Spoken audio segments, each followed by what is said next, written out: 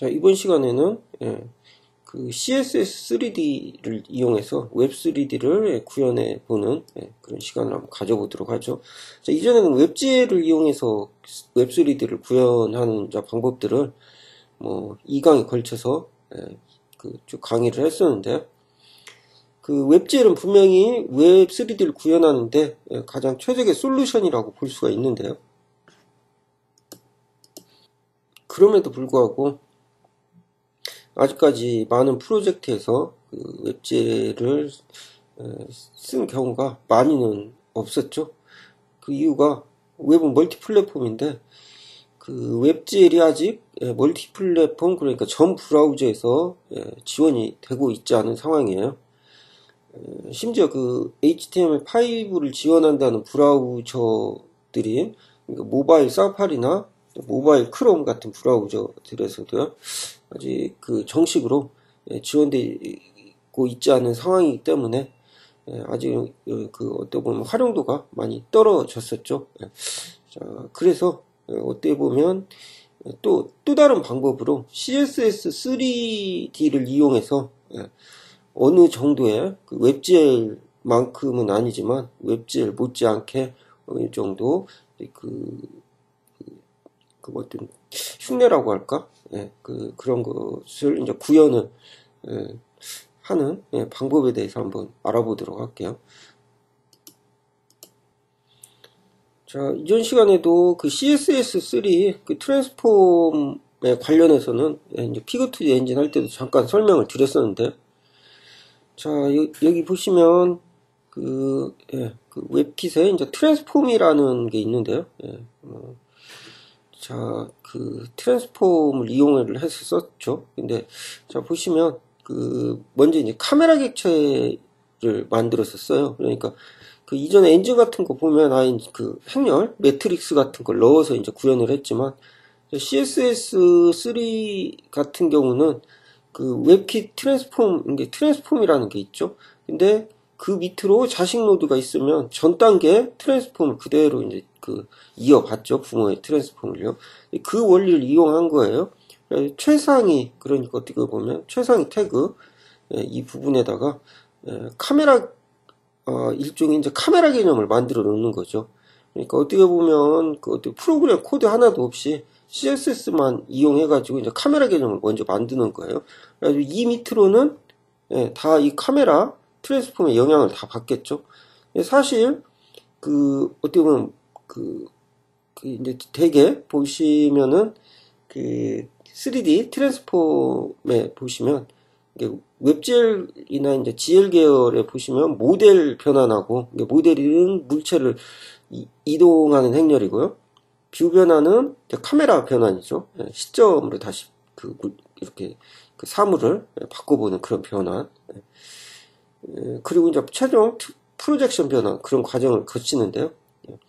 자, 보시면 이제 그 GL 계열, 오픈GL 계열에서는 모델하고 뷰를 이제 붙여서 행렬을 관리하는데, 실제로 이제 그걸 논리적으로 떨어져서 보면 그 모델 뷰를 반대로 보면, 그러니까 모델 뷰의 역변환이죠. 모델 변환의 역변환. 그러니까 그 역행렬이죠, 일종의. 역행렬로 이제 구현하는 변환이죠. 그러니까 모델 변환을 거꾸로 하면 그게 결국에 이제 카메라 변환이 되죠. 뷰 변환. 그렇기 때문에 그 결국에는 그러니까 모델 변환을 하고요. 모델 변환을 하고 거기에 뷰 변환이 들어가고 최종적으로 프로젝션 변환이 들어가요.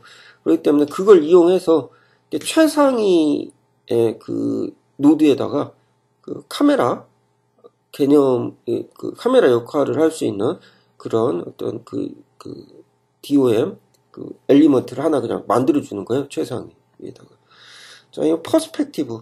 이건 일종의 그 CSS 3D에서 자, 이제 그거죠. 프로젝션 변환에 관련된 부분인데 딱 이거 하나밖에 없어요. 자, 이거 이제 잘 활용하는 방법을 좀 이따가 설명을 드릴게요. 자, 그리고 퍼스펙티브 오리진이라고 하고 50% 이렇게 해놨죠.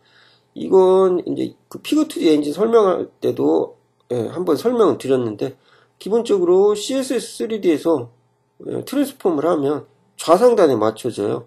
이제 오브젝트는 한 가운데, 피벗이죠. 피벗이 한 가운데 맞춰져 있어야 그걸 이제 관리하기가 쉽죠. 그래서 일단 피벗을 가운데다 놓으려고요. 이 밑으로는 다 가운데로 피벗이 되는 거죠. 기본적으로 선을 안 하면 부모에 있는 것을 그 이너리턴스로 이제 그 속성이 다 들어가니까요.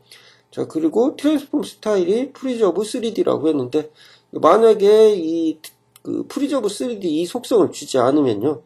그러니까 자식 노드 딴에서는 그게 어떤 평면 이미지로 보여버려요. 그러니까 이 속성을 꼭 해줘야 그 자식 노드 딴이 이제 평면이 되지 않는 거예요. 그러니까 그 자식 노드 딴도 독립적인 다시 3D로 이렇게 트랜스폼이 되도록 하기 위해서 트랜스폼 스타일을 프리저브 3D로 했어요. 자, 그리고 이거 뭐 160에 120이라고 했는데, 이건 실제로 이제 화면 중심으로 다시 그 모든 사물을 이제 이건 이제 2D 좌표인데요. 이게 보시면 이제 3D를 좀 하셨던 분들도 이게 약간 처음엔 이해가 좀 안 되실 수도 있을 거예요. 이게 뭐 좀 2D하고 3D하고 막 섞어진 개념이 한꺼번에 있기 때문에, 일단은 이건 이제 화면, 어떻게 보면 이게 이제 그 윈도우 변환이죠. 윈도우 뷰포트 변환이라고 볼 수가 있겠죠. 일단 화면 중심점에, 이게 0점이 화면 중심이 돼야겠죠. 그래서 그걸 맞춰주기 위해서. 실제로 이제 160, 120 쓴 것은 제가 이제 예제로 그 320에 240, 그 옛날 추억의 게임기들, 아니면 추억의 13H 모드라는 게 있었어요. 이걸 뭐 요즘 세대분들은 거의 모르실 텐데, 예전에 도스 게임들이 320, 240이었었죠. 해상도가. 320, 200도 있었고요. 자, 아무튼 뭐 그런 해상도의 한 중점을 지금 그걸 이제 2로 나누면 160, 120이 나오겠죠. 자, 아무튼 이런 식으로 해서 일단 카메라 개념을 하나 만들어요. 이게 이제 기본이라고 볼 수가 있죠. 자, 다음은 3D로 이제 트랜스폼을 해주는 그런 부분인데요. 자, 3D로 트랜스폼을 해주는 그런 부분인데요. 자, 웹킷 트랜스폼이라는 것은 아마 여러분들이 보셨을 거예요.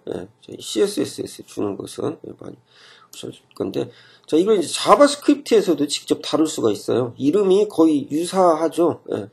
뭐 앞에 이런 것들이 좀 빠지죠. 그리고 이제 이게 대문자예요. 이걸로 하고 똑같이 트랜스폼에 넣어줬던 문자를 같이 넣어주면 돼요. 장점은 자바스크립트에서 억세스가 되니까 이런 식으로 해요. 이게 이제 DOM 노드가 되겠죠. 그리고 이제 스타일 어트리뷰트가 있고 그 안에 트랜스폼하고 문자열로 그냥 그 내용을 쭉 넣어주면 되죠. 이 안에다가. 자, 보시면 지금 배웠던 것은 트랜슬레이트라는 것은 배웠을 거예요. 2D 쪽 하셨을 때. 자, 근데 3D라고 해서 X, Y, Z 좌표를 따로 넣어줄 수가 있어요. 지금 퍼센트로 넣어줬는데 픽셀로도 넣어줄 수가 있어요. 자, 그리고 마찬가지로 로테이트도 로테이트 X, Y, Z 이런 식으로 이제 넣어줄 수가 있는데, 자, 이제 이거 보면 돌리는 회전이에요. 여러분 혹시 큐브 어렸을 때 가지고 놀았던 장난감 큐브 있잖아요. 그거 보면 회전 축이 세 축으로 회전을 하죠. 자, 근데 이제 축 회전은 이게 좀 민감한 게 회전 순서가 상당히 중요해요. 이 회전 순서를 어떻게 하느냐에 따라서 제자리에 삥삥 돌 수가 있죠. 어떤 회전이요. 두 축이 결과가 똑같을 수가 있겠죠. 서로 다른 축의 회전이지만 뭐 그런 결과가 그런 게 나올 수도 있고 막 그러는데, 그런 걸 이제 짐벌락이라고도 하죠.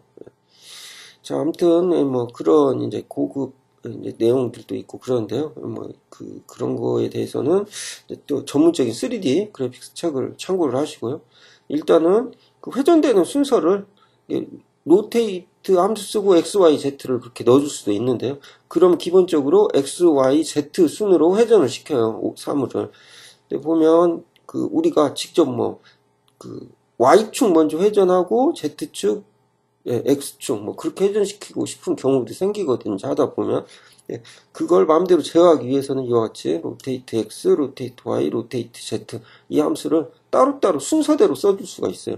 물론 이게 이제 이동 변환, 회전 변환, 또 뭐 스케일 변환, 스케일도 올 수가 있거든요. 스케일 3D에서 X, Y, Z 그 스케일도 줄 수 있는데요. 마찬가지로 여기 써주는 순서가 중요해요. 그래가지고 되게 일반적으로 우리가 인식하기 편한 순서는 이거죠. 트랜스폼 먼저 하고요. 이동 먼저 하고 회전을 하고요. 맨 마지막에 스케일을 써주는 이 순서대로 이제 써주는 게 이제 일반적인 방법이죠.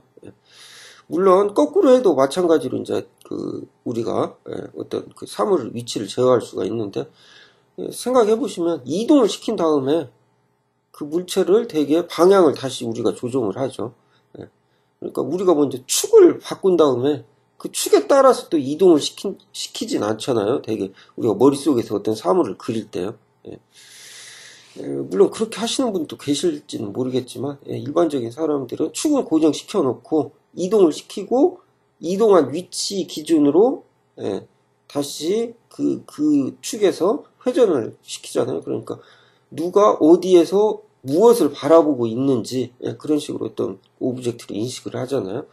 그 순서대로 배치를 하는 거죠. TRS 이렇게 외워주시면 되겠죠. 자, 다음은 행렬입니다. 자, 행렬인데요. 자, 보시면 이제 매트릭스죠. 예전에 매트릭스라는 영화도 있었죠. 물론 좀 관심 없는 분들은 좀 지루한 영화일 수도 있었는데요. 자, 아무튼 그런 매트릭스 그런 영화도 있고, 여러분들이 이제 그 행렬하면 일단 머리부터 아파지기 시작하잖아요. 근데 이제 보면 그 우리나라 보면 이제 어떤 우리나라 사람들, 뭐 우리나라 사람들이 문제는 아닌 것 같아요. 우리나라의 그 일본식 수학 교육, 그게 좀 문제인 것 같긴 하더라고요. 아무튼 무슨 원인이야?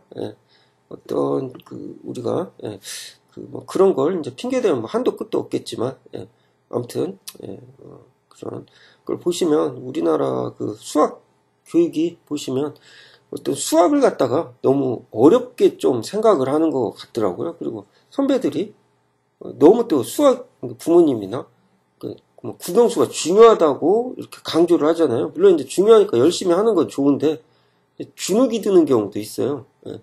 되게 이제 중요하면 왠지 더 어렵게 느껴지잖아요. 근데 사실 보면 저는 그 사람들이 그러잖아요. 체육이 쉬운 걸로 생각을 하잖아요. 근데 저는 체육이 제일 어렵더라고요. 그리고 그 다음에 어려운 게 도덕. 그게 참 어렵더라고요. 근데 사람들은 뭐 윤리나 도덕은 중요하지도 않고 뭐 체육도 중요하지도 않고 어렵지도 않다. 쉽다 생각을 하는데 사실 보면 수학이 제일 쉬워요. 수학이 제일 쉬운 거고요. 체육이 건강이 제일 어려운 것 같아요. 사실 체육. 자, 그런데 우리나라 사람들은 그걸 반대로 생각을 해요. 그러니까 뭐 건강은 별로 중요하지도 않고 그냥 공부 가장 중요하고 어렵다고 그렇게 생각을 하는데, 자, 보시면 이 매트릭스도 어렵게 보시는 게 아니라 이게 단순히 그거예요. 우리가 수학적인 계산을 좀 편하게 해주기 위한 그냥 도구일 뿐이에요.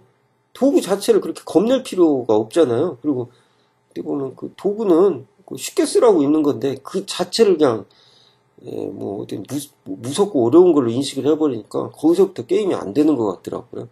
자, 그래서 물론 이제 제가 매트릭스에 대해서 뭐 너무 자세히 설명하기에는 이 책의 내용을 또 벗어나니까 뭐 최소한 이 책을 이해하는데 도움이 될 정도의 이제 설명만 할 건데요. 자, 이제 그 행렬에 보시면은 우리가 어떤 되게 이제 수식을 보면 수식이 길어지면 반복적으로 곱셈과 덧셈을 반복적으로 해야 하는 일이 생겨요. 그걸 좀 편하게 하고자 매트릭스라는 걸 쓰는 거거든요. 그 이상 뭐 다른 게 더 있진 않아요. 그게 끝이거든요. 근데 이걸 어렵게 생각하더라고요. 어렵게 생각할 필요가 없는 거죠. 그러니까 어떻게 보면 이제 프로그램 배우신 분들은 아시겠지만 우리가 프로그램을 짜다 보면 그 코드가 너무 길어지거나 어떤 분리할 수 있는 그런 이렇게 어떤 일의 단위가 생기면 그걸 함수로 따로 분리를 해서 생각을 하잖아요. 수학 공식도 마찬가지예요. 예, 어떤 그 반복적인 곱하기 더하기 그게 있으면 그걸 어떤 단위로 딱 끊어만 내버릴 수가 있잖아요. 그 단위가 행렬인 거예요. 그것뿐이에요. 거기에 대해서 명확히 정리를 하면 그 부분은 굳이 곱셈식으로 풀어헤치지 않아도 수를 간단하게 표현할 수가 있잖아요. 뭐 그런 정도로 알아두시면 돼요. 매트릭스라는 거에 대해서. 너무 거기에 대해서 겁을 내실 필요는 없고요. 또 한 가지 우리가 보시면 우리가 행렬 그 개념이 또 많이 헷갈리시는 분들이 있는데요. 자, 그림에서 보면 행은 세로줄 단위예요. 이와 같이 이걸 이제 행이라고 하죠. 이런 이게 뭐 1행, 2행, 뭐 쭉쭉쭉 이렇게 행이 나가겠죠. 자, 이걸 행이라고 그러고요. 가로로 이렇게 세는 단위를 우리가 열이라고 해요. 1열, 2열. 되게 이제 행열을 헷갈리시는 분들도 있죠. 행열이 그것부터 헷갈리면 처음에 이제 행렬 접근하는 것부터 겁이 나니까요. 일단 이걸 구분을 확실히 해두고요. 자, 그래서 이제 행렬 연산을 할 때는 덧셈이나 뺄셈은 이제 서로 이제 같은 어떤 이런 행렬들이 쭉 있으면요. 덧셈이나 뺄셈은 이렇게 매칭시켜가지고 더해서 넘기고 더해서 다음 결과 행렬로 만들고 그렇게 하죠. 자, 근데 이제 그 곱셈은 좀 특이하죠. 곱셈은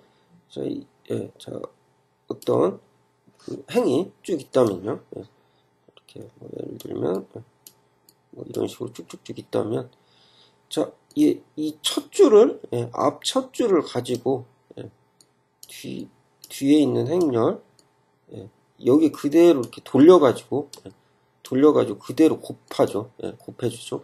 곱하고 두 번째는 얘하고 곱하고 세 번째는 얘하고 곱하고 네 번째 얘하고 곱하고 이 곱한 값들을 다 더하죠.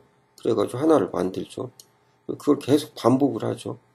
그 다음 거 하고 그 다음 거 하고 그 다음 거 하고 이런 식으로 반복을 해서 결과값을 만들어 놓죠. 특히나 기하학 관련해서는 이런 행렬 붙은 이런 식들이 많은데요. 자, 보시면 예를 들면 뭐 인천대교라든지 그런 건설 쪽에서 그 컴퓨터가 많이 발전하면서 요즘에 이제 대형 건물이나 그런 대형 구조물을 상당히 빨리 짓잖아요. 큰 건물임에도 불구하고요. 어떻게 보면 컴퓨터에 이런 반복적인 이런 이제 어떤 시기든지 이제 이 행렬로 표현할 수 있으면 컴퓨터로 자동화를 시킬 수가 있는 거예요. 자, 그래서 어떻게 보면 이런 컴퓨터하고 뗄래야 뗄 수 없는 부분이 어떻게 보면 행렬이라고 볼 수 있겠죠. 그러니까 컴퓨터를 사용함으로써 이득을, 효율을 가장 많이 볼 수 있는 부분 중에 하나죠. 어떤 그 산업적인 측면으로 볼 때도요. 물론 이제 게임에서도 많이 쓰이지만 컴퓨터 그래픽스에서요. 자, 그래서 아까 같은 그런 반복적인 행렬의 곱셈 같은 것들, 예전에는 그게 없으면 물론 식은 세웠겠죠. 그럼 결국에 풀어내야 할 거 아니에요. 뭐 사람 수기로 푸는데 굉장히 힘들죠. 그러니까 예전에 뭐 일본에서도 무슨 큰 그 다리를 하나 만드는데 잘 기억은 안 나지만 그게 뭐 사람 손으로 계산하면 그게 뭐 50몇 년 걸린대요. 근데 그냥 하기로 했대요. 그 다리는 중요한 다리니까. 그래서 계산을 한 20년 동안 사람 손으로 했나 보더라고요. 관련 예산을 책정하고 그랬겠죠. 20년 정도 지나니까 컴퓨터가 나온 거예요. 그래가지고 그 컴퓨터가 나머지 30년치 계산을 1년 반 만에 했다고 그러더라고요. 요즘에는 더 좋아져가지고 개인용 컴퓨터로도 금방 나온다고 그러더라고요. 아무튼 그런 그 기술의 발전이 어떤 세상을 많은 변화를 또 시키고 있죠. 자, 아무튼 기본적인 그 행렬에 대해서 이제 한번, 그리고 이제 보면 이제 뭐 행렬도 행렬 내용이지만 행렬에 관한 자세한 내용은 여러분이 이제 다른 자료를 찾아보시면 또 알겠지만 그리고 되게 보시면 되게 이제 그 게임 엔진 중에서 또 이제 많이 우리가 좀 혼돈을 시키는 부분 중에 하나가 선우선 행렬이냐, 열우선 행렬이냐, 뭐 선우선이냐, 열우선이냐. 예. 그러니까 우리가 되게 이제 그 행렬을 표현할 때, 그 열을 우선해서 곱할 것이냐, 선을 우선해서 곱할 것이냐. 이게 결국에 결과는 똑같은데요. 예. 우리가 이제 표기법상의 문제가 될 수가 있죠. 예. 그러니까 식을 왼쪽에서 오른쪽으로 풀어 나가느냐, 오른쪽에서 왼쪽으로 풀어 나가느냐의 차이거든요. 자, 근데 보시면 컴퓨터 쪽에서는 이제 수식 표현할 때 스택을 사용하기 때문에 우리 일반적으로는 왼쪽에서 오른쪽으로 이제 수식을 쓰는데 되게 이제 보면 예전에 C 언어 같은 거 보면 함수 인자 전달이나 그런 것도 컴파일러에서 구현된 거 보시면 오른쪽에서 왼쪽으로 나가거든요. 예. 가끔 가다가 어떤 엔진들에서 이제 우리가 실제로 이제 수식을 풀어진 수식을 그대로 써주면 수식을 거꾸로 써줘야 할 때가 있어요. 예. 그래가지고 DX 같은 경우는 뭐 다이렉트X 같은 경우는요 행렬을 식이 그거 뭐 잘 돼 있어가지고 왼쪽에서 오른쪽으로 써도 딱 식이 맞게끔 이렇게 돼 있는데요. 오픈GL 같은 그런 엔진들 그걸 그 기반으로 만든 일부 엔진들 보시면 이제 반대로 뒤바뀌어 있는 경우가 있거든요. 그래가지고 이제 행렬로 만든 식을 대입을 해봐도 이 식이 엉뚱한 값이 나올 때가 간혹 있어요. 그럴 때는 그 관계를 확인해 보시면 돼요. 그러니까 행우선이냐 열우선이냐. 아까 곱하기가 기역자로 들어간다고 그랬었잖아요. 이제 반대로 그걸 이제 거꾸로 뒤집어서 생각을 하면 거꾸로 해줘야겠죠. 자, 이제 그 부분이 이제 헷갈릴 수가 있는데. 자, 아무튼 그런 내용도 있고요. 그냥 혹시나 몰라서 열하고 행하고 구분하는 걸 설명하면서 같이 설명을 드렸어요.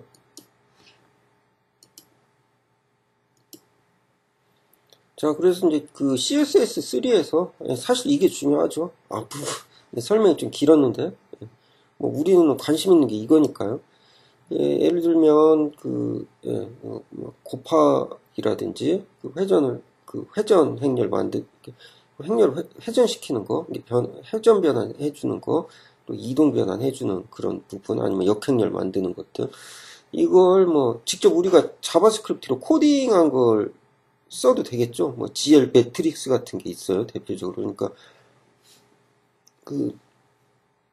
그리고 또 많은 분들이 이야기하는 웹GL 단점이 또 하나 있거든요. 그게 다 좋은데 웹GL의 단점이 하나 있어요. 그게 뭐냐면 행렬을 연산해주는 API를 제공을 하지 않아요. 그러니까 다른 건 다 이렇게 어떤 빠른 속도를 얻을 수가 있죠. 내부적으로 C++ 된 걸 쓰거나 아니면 쉐이더 코드를 써서 직접 GPU에 접근을 할 수 있는데 보면 이제 3D에서는 행렬 연산이 많이 들어가는데 막상 행렬에 대해서는 그런 이점을 얻을 수 있는 방법이 아직까지는 없더라고요. 그러니까 HTML5 쪽에서 어떻게 보면 그나마 좀 희망적인 게 이게 있어요. 이건 이제 내부적으로 이전에 설명을 했었죠. 이게 이제 2D 행렬도 되지만 3D 행렬도 돼요. 그래서 3D 행렬 그냥 집어 넣어줘도 이걸 같이 호환을 해서 쓸 수가 있거든요. 자, 그래서 이걸 쓰면 내부적으로 이제 C++ 코드로 동작을 하기 때문에 뭐 기존에 뭐 3JS 같은 예제 보시면은 내부적으로 이제 자바스크립트 행렬 코드가 있는데요. 행렬 코드가 늘어나면 C++로 만든 그런 어플리케이션에 비해서 굉장히 거기서 이제 속도가 떨어지기 시작하거든요.